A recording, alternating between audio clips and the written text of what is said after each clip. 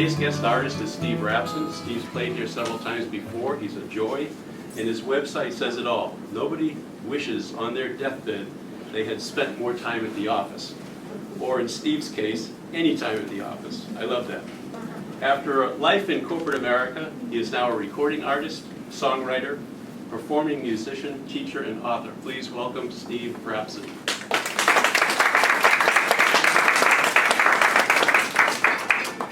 Thank you, George.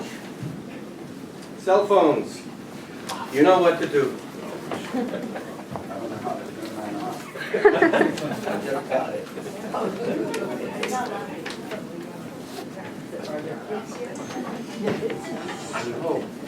I was in, where was I, honey, recently? Fort Collins, Colorado. My 13-year-old granddaughter showed me how to use my phone. And I'm not a Luddite. I used to run the technical video department at the Gillette Company. But still. So you have the program. I'm going to try and stick to the program. And if I don't, I'll let you know. The last time I was here, I did a lot of my own songs. I'm a songwriter. But this is the Classical Guitar Society of Boston's program. So I thought I at least ought to try to play guitar for you. So that's what we're going to do today. Notwithstanding that the very first song I'm actually going to sing for you, the Bach Bourrée, was interesting to play. You've all heard it before. You're going to hear it again. And at one afternoon, I just thought I would write some lyrics to it to amuse myself. And I did. My wife, Rosemary, heard me from afar. I was laughing as I wrote the lyrics, and she said, "Amusing ourselves, are we?" And we can't amuse ourselves. Who can we amuse, right? So, the Bourrée. First, the Bourrée, and then with lyrics.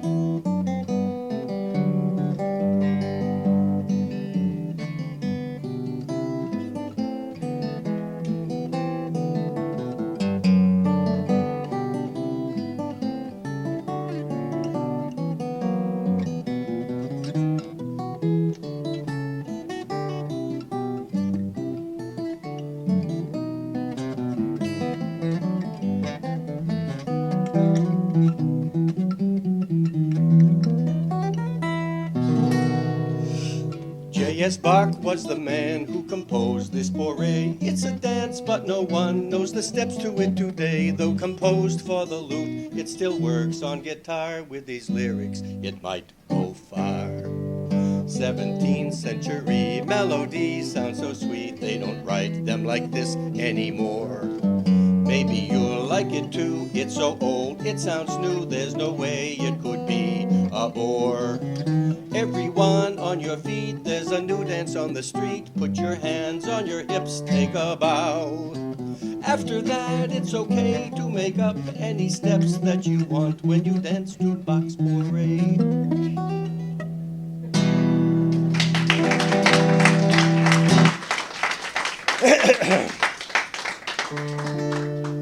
Now we're gonna get serious. This is the lute prelude, which I learned as a very young guitar player, and I have been trying all this time to play it right. And this is going to be the time. So get ready.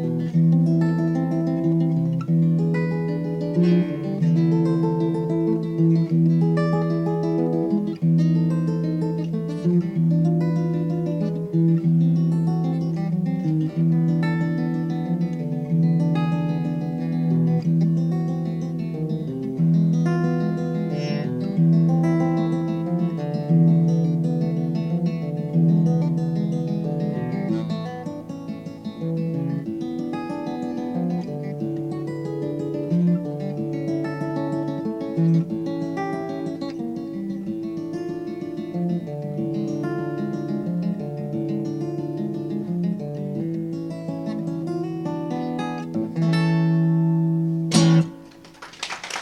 right.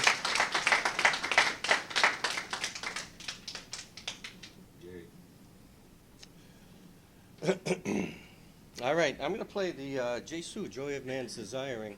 This is the Christopher Parkening version, so I took all the hard parts out, but it's still a pretty good piece.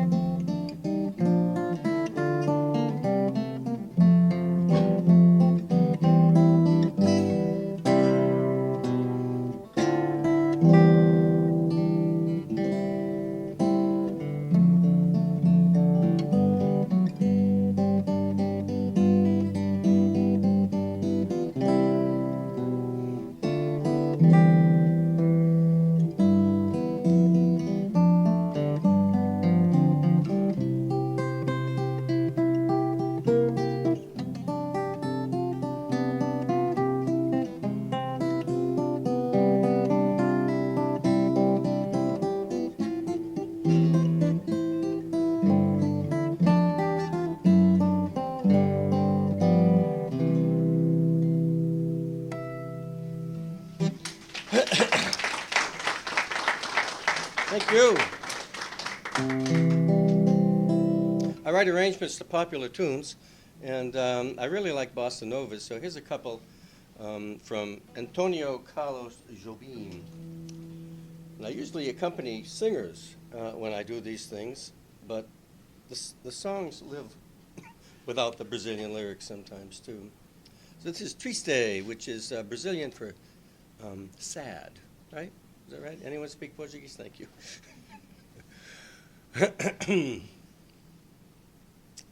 Let's see, okay.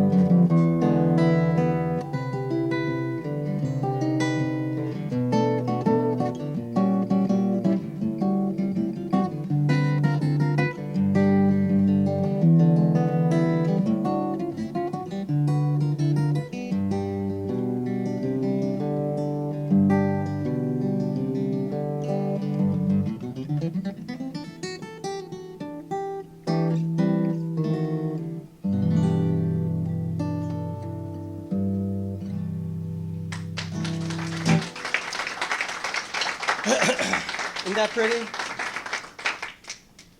And the next one is, I just wrote this arrangement to the one-note samba. This is just a little samba built upon one note. Other notes may follow, but the root is still that note. That's how the translation goes. I'm trying to remember. Oh yeah, I wrote a little intro.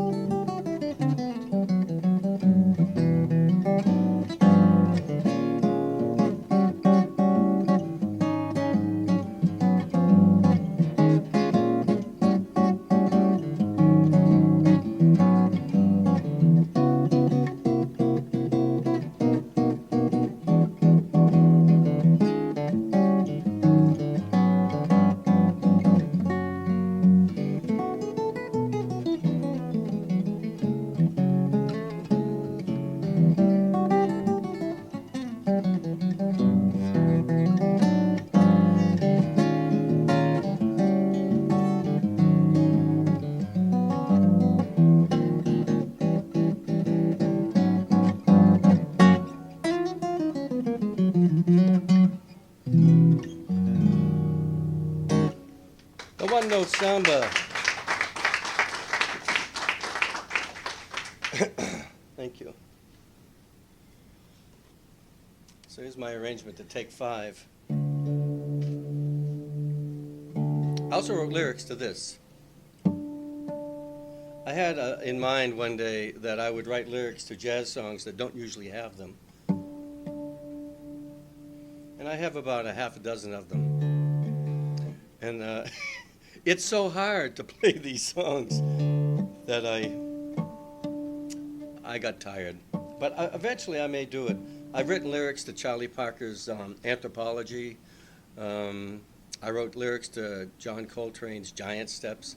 And this is all great, but it's so hard to play these songs that if you don't play them, like every day, they quickly become a little rough. So, but the take 5 I really like, so. And the reason I'm delaying here is because when you tune the string down, how many guitar players in the room? You have to, especially with nylon, is that you have to wait a bit because it just sort of doesn't want to be tuned. So. All right, take 5 with lyrics.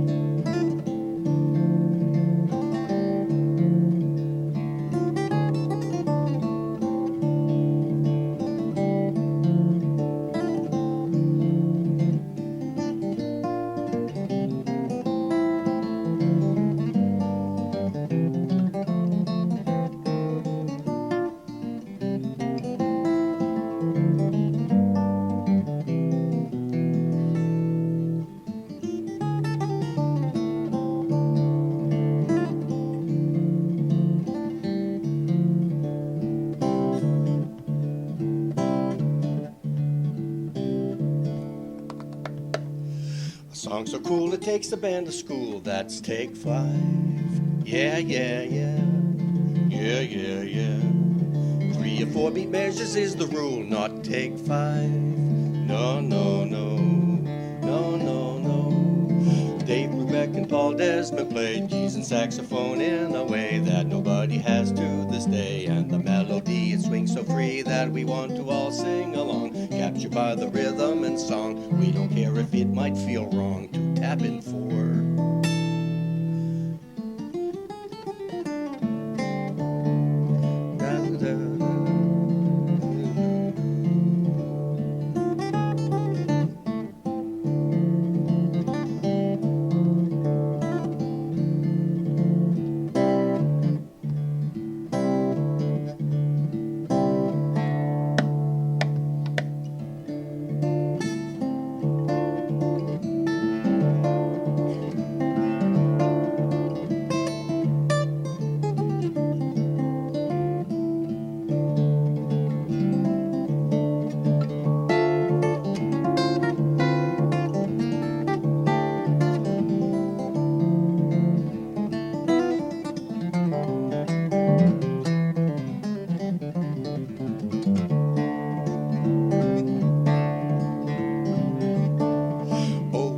Once Al Jarreau sang his lyrics so long ago. Few of us remember it though. It was all over the radio, and at every concert he played, people would want it the same way. Al got so sick of it one day, he said no more. Can I sing the same old song for you? Not take 5. No, no, no. Not take 5. I gotta move on to something new. Yeah, yeah, yeah. Yeah, yeah, yeah. Yeah, yeah, yeah. And that, ladies and gentlemen, is a true story. Let's take 5. Let's take 5. Let's take 5.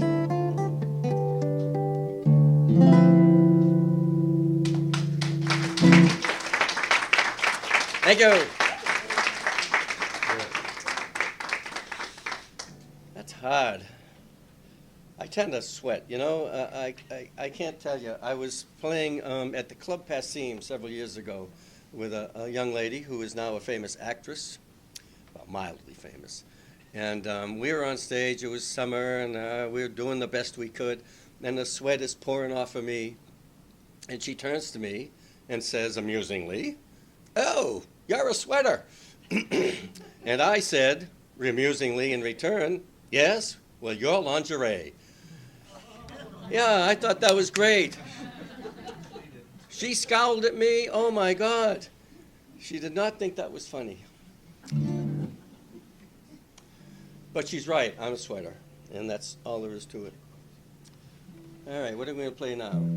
Oh, my favorite song. Stephen Sondheim published 2 big fat books of his songwriting. One of them is called "Oh, Look, I Made a Hat." And the other one is called "Finishing the Hat."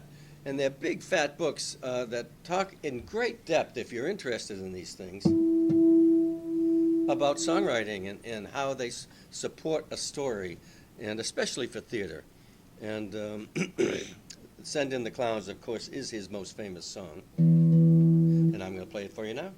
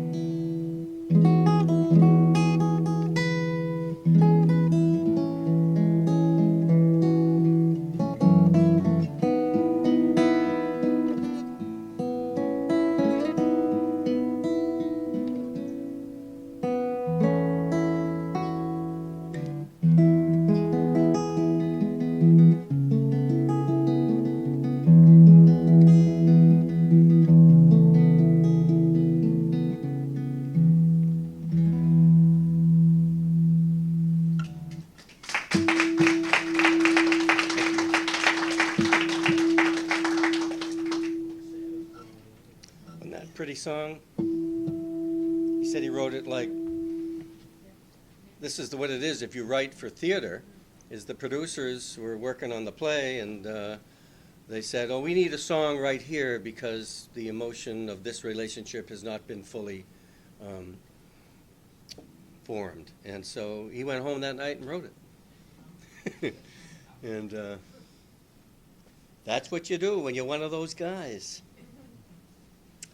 I used to play Name That Tune, but I have to say that everyone in this room is going to be able to name this tune.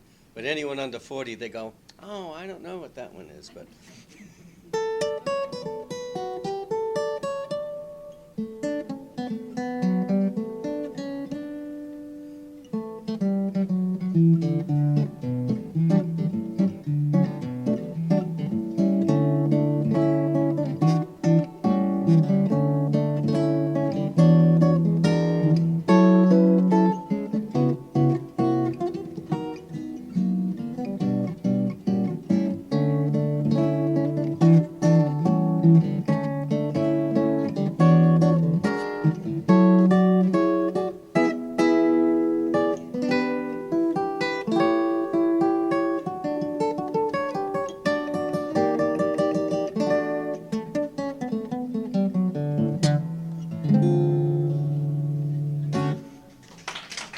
short and sweet.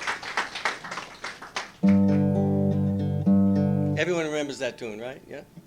In fact, you probably even heard subconsciously in your mind, I Love Lucy, brought to you by, because right after, that's when that would come in. Usually Winston cigarettes, and then Lucy and Desi, they would cut to them sitting in the little director's chairs, puffing away, saying how great they were. And it's a different world we live in now, isn't it? Well, I hope you're all Beatles fans because you're about to hear 3 songs by the Beatles. They did not get as much credit as they deserve. They made a lot of money, but they didn't get serious musicological credit when they were writing these songs. But now, here it is 50, 60 years later, and their body of work is considered to be some of the best songs ever written. And I think these are 3 of the best.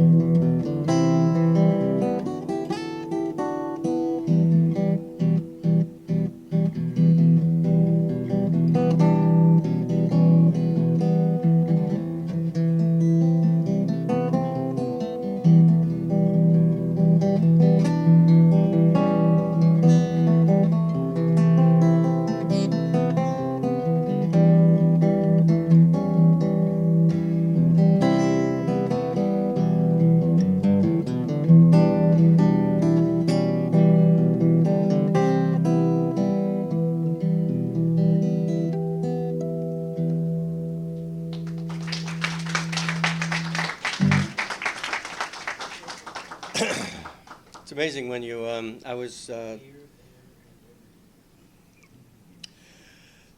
learned when I was playing these songs, I can't remember who it was, but some famous guitar player said that when you're playing the song, if you sing the lyrics as you're playing it, it just adds so much to how you interpret the song, and I find that to be true.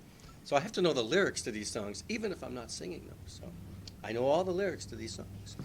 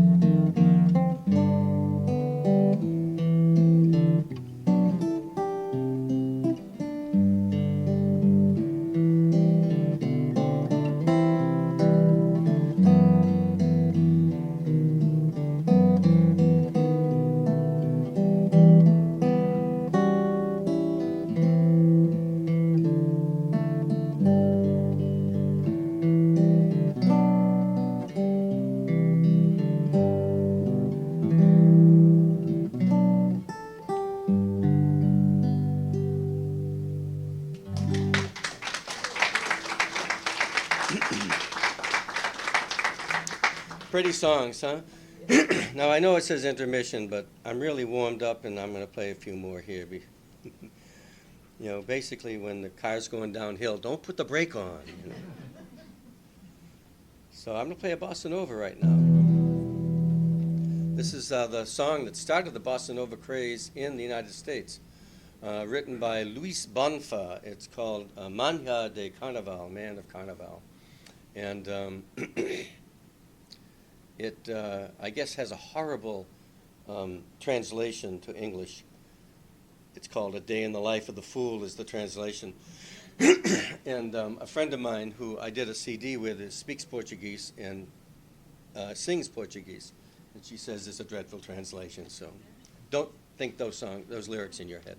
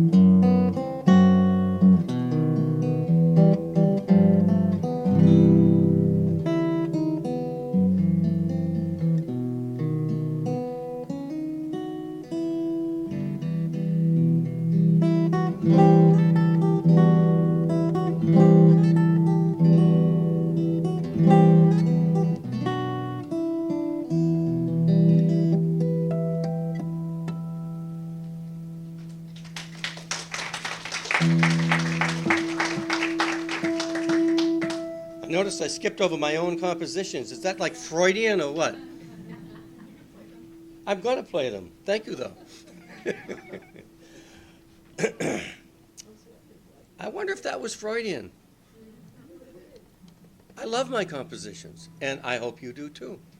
This one is Morocco, and I title songs because I just can't remember anything. And I titled them Where I Was When I Wrote It. And I was in Morocco and immersed with that harmonic minor, basically. And I wrote this song.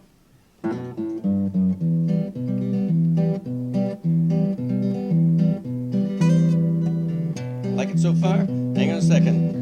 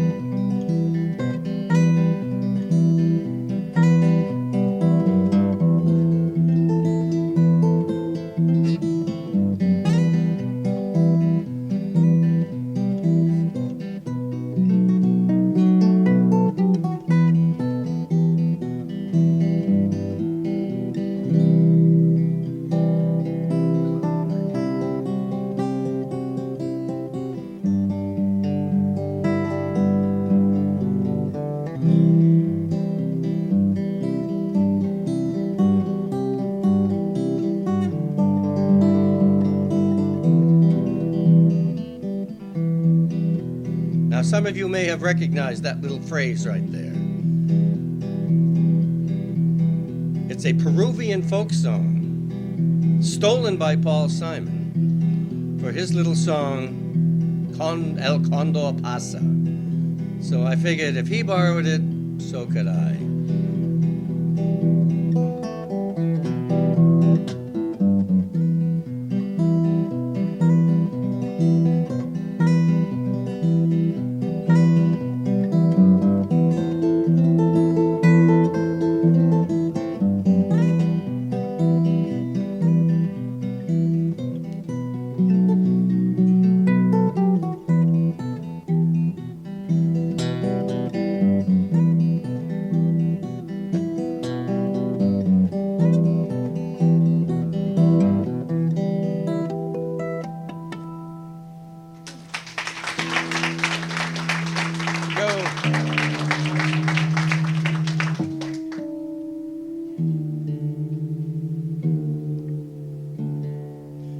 As you have heard from my friend George, I joined the Boston Classical Guitar Society a couple of years ago to be able to play classical music.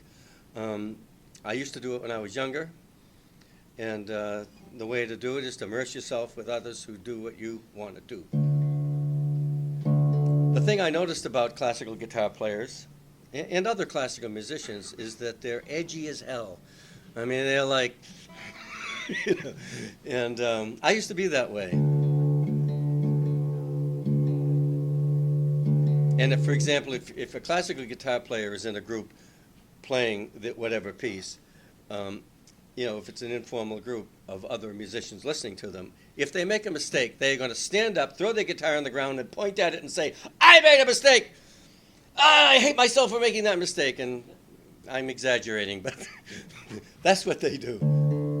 I wrote a book on performing called The Art of the Solo Performer. And at its core was, take a deep breath, play your music, have a good time. Seiji Ozawa said that when the orchestra is at 80%, he's a happy guy. So if the best players on earth are hitting 80% of the notes, you know, I figure, okay, I'm in good company.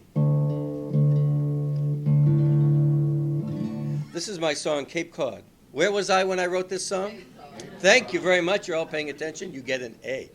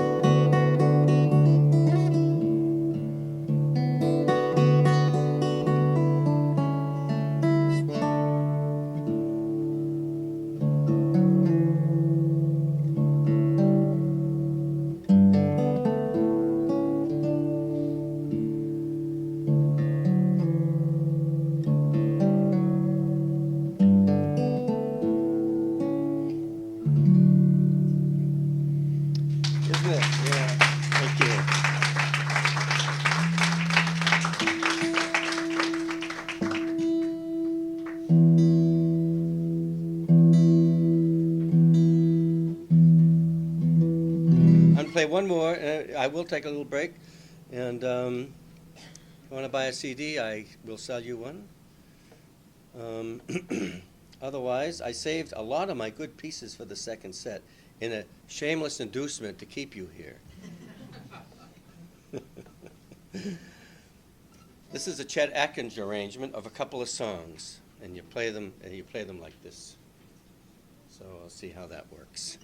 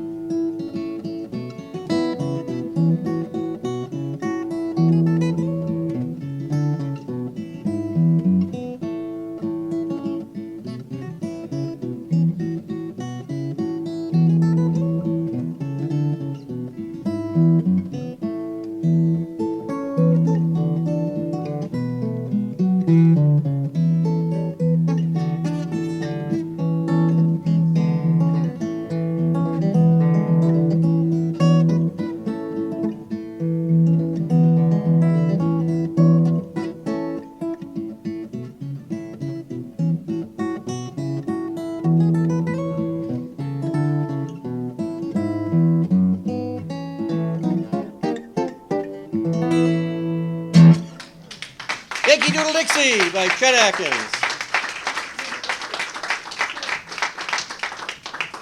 All right, I'm going to stand up, walk around, talk to you. You can talk to me, too. And I invite you to do the same. Get the blood going. Probably the most popular composer for the classical guitar. With just sheer output, and everything that he did was beautiful, was Fernando Sor. And I cut my teeth on his stuff when I was learning classics. So this is a couple of pieces from the 20 studies which Segovia put together, 1 through 20, in increasing order of difficulty and also using different techniques. And so I'm doing I don't think any of them are easy, but they're accessible. These are two of my favorites for Fernando Sor.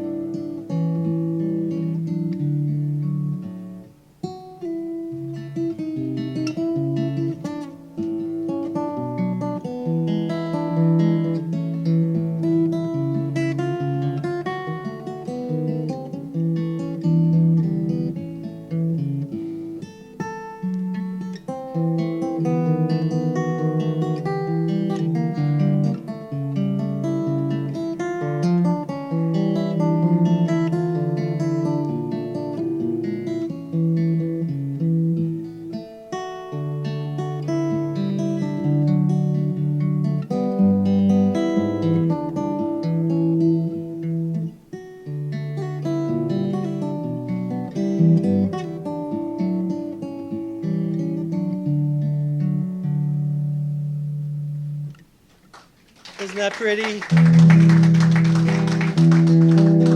This is my favorite piece of the 20 studies.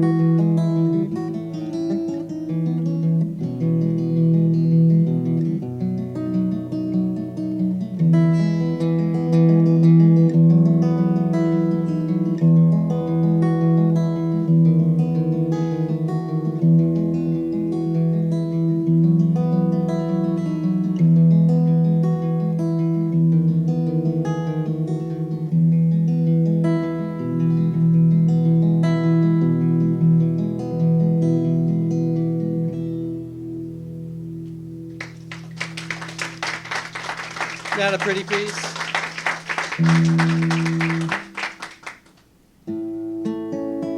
Mr. Sandman for my lady right there. This is the Chet Atkins arrangement, which I learned by watching a kinescope of the Grand Ole Opry when Chet was a young man. And he was playing this song, and who's the lady with the price tag hanging down there? Yeah, Minnie Pearl was sitting right next to him, a young woman, but still had that persona. And Chet was playing it, and they were sitting on a hay bale. Really, it was black and white, and they were sitting on a hay bale. And I was like, oh my God, I think I could play that. And I ran, I got my guitar, and I watched what he was doing, and so basically I copied Chet, which is not bad to copy.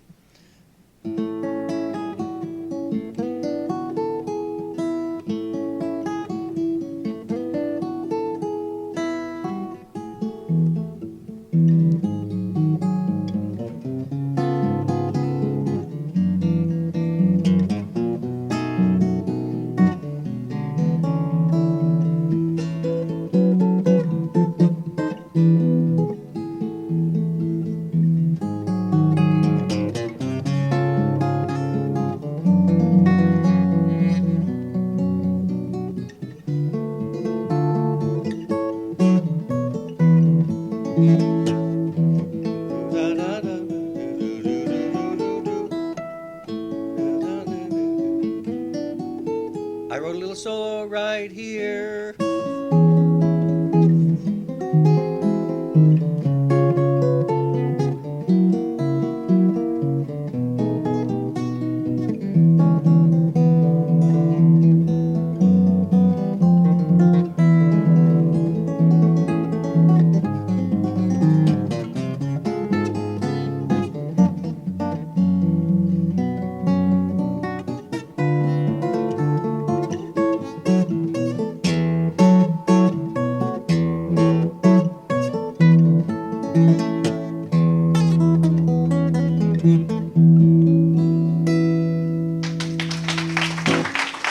Mr. Sandman. Thank you.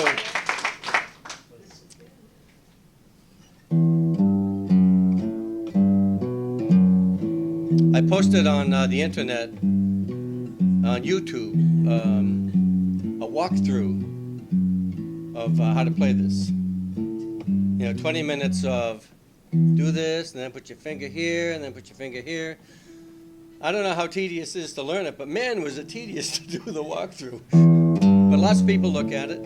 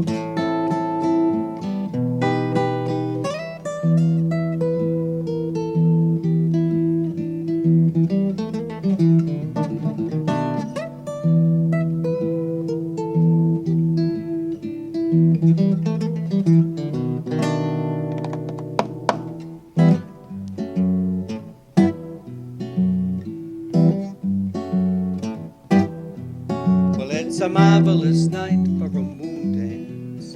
All the stars up above in your eyes. Fantabulous night to make romance. Neath the cover of October skies. All the leaves on the trees, they are falling to the sounds of the breezes that blow. I'm trying to please to the calling of your heartstrings that play soft and low. Every time I touch you, you just know how much you want me that you can't hide. Can I just have one more moon dance with you, my love? Can I just make some more romance with you, my love?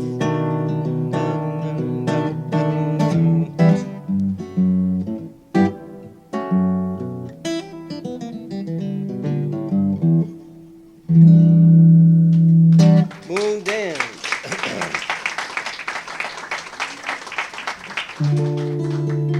This is my arrangement of the Jim Croce tune, Time in a Bottle.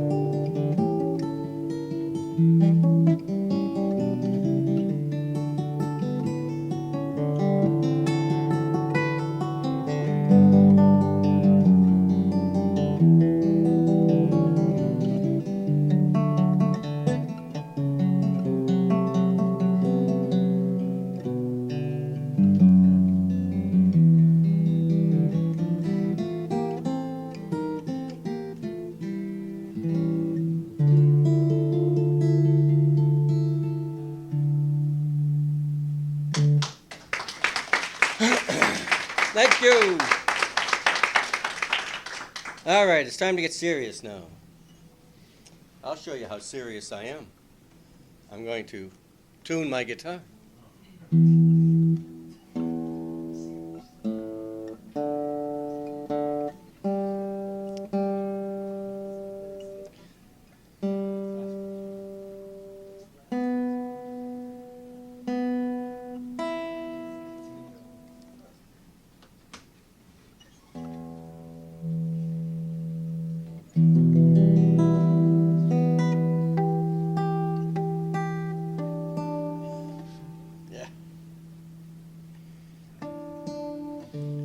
It's an inexact science, putting an instrument in tune. This is Romanza, one of my favorite tunes. There is a huge controversy. If you go to Wikipedia and search on Romanza, there's this huge article on the controversy surrounding whether this song was written by that person or that person or that person, whether it's anonymous. And right now, Rubira is the money's on him. So that's who I put down there. Romanza.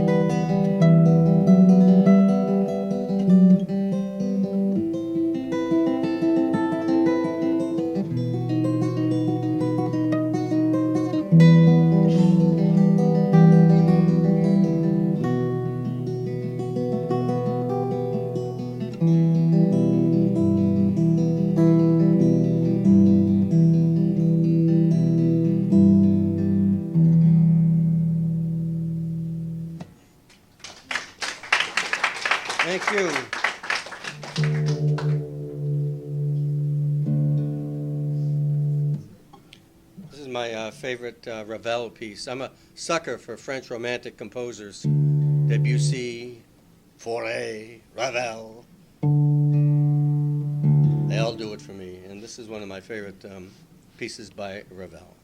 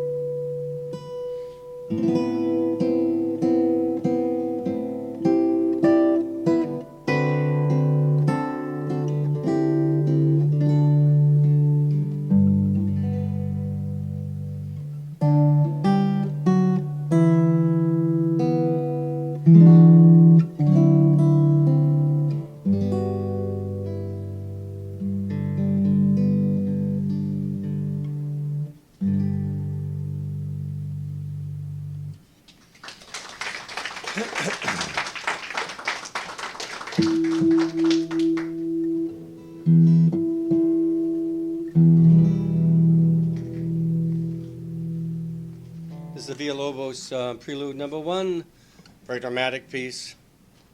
There's a video of John Williams playing it on YouTube. YouTube's greatest thing that ever happened for people who want to learn technical stuff because, you know, there's no secrets. There it is. You know, 50 years ago, you had to get on a plane and fly to somewhere to see the masters do their work. This way you can see the masters do their work without having them tell you, you need to do more work. I saw a classical masterclass, a piano masterclass, and one of the questions was, Maestro, how long does it take? How much practice do you have to do per day to achieve, you know, technical perfection? And his answer was, he says, 3 hours a day. If you can't do it in 3 hours a day, you can't do it. So I thought that was a nice practical way to look at it, because I don't want to practice more than 3 hours a day. All right. Prelude number 1.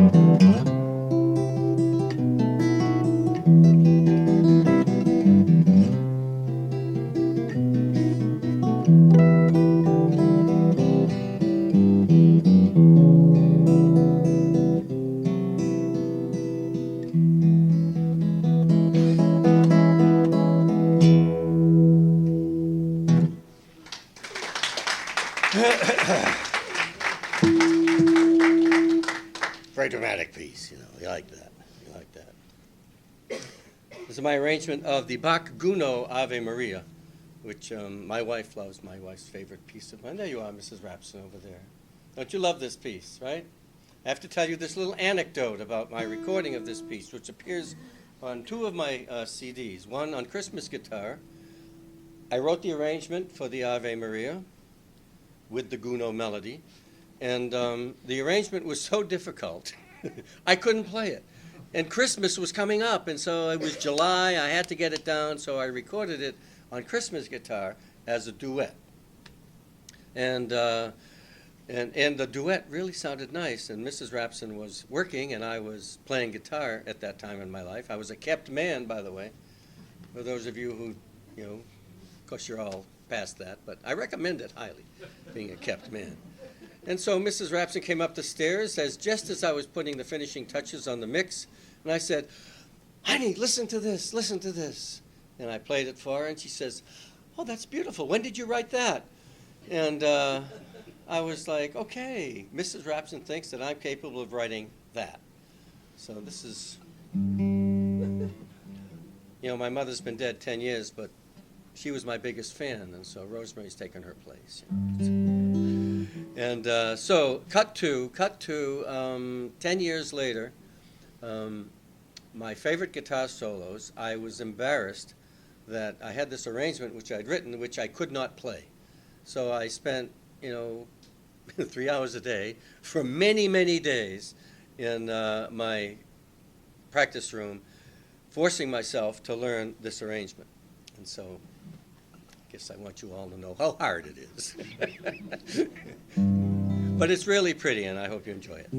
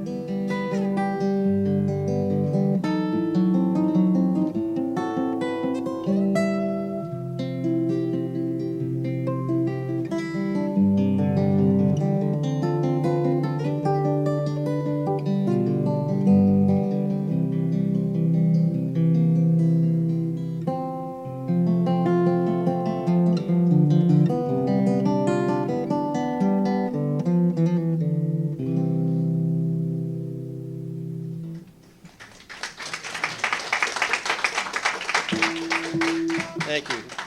So pretty. I just bought a set of piano music, all of the Bach well-tempered claviers. I didn't know that he had done 2 sets, so like 24 compositions in 24 keys. And I can't remember the woman who played them, but she wrote the liner notes. And she actually dissed the Gounod, the composer, for taking liberties with Bach's piece and, you know, bastardizing it with a melody, as she put it. And I thought, get over it. It's a beautiful melody. You know, but this is the way musical purists are, as some of you may know. I am the last thing that you would call a musical purist. Okay, Recuerdos de la Alhambra is a piece that I worked on many years ago. I recorded it on my CD, Romantic Guitar. I will play it for you now. Written by Francisco Terega. It'll be tough. I'm going to do it, though. I hope so.